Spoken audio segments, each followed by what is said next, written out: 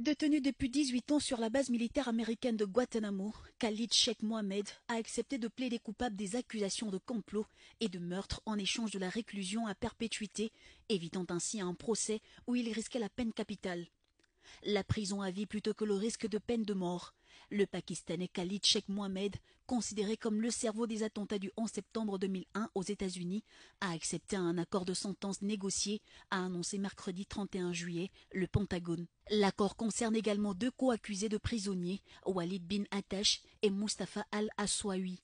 Détenus comme lui depuis près de 2 décennies dans la prison ultra sécurisée de Guantanamo sur l'île de Cuba.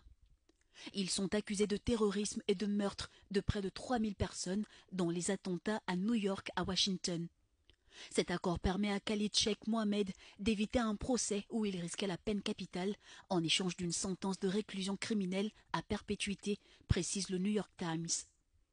En mars 2022, les avocats des prisonniers avaient confirmé que des négociations se déroulaient en vue d'un possible accord de peine négociée, plutôt qu'une traduction devant le tribunal militaire de Guantanamo.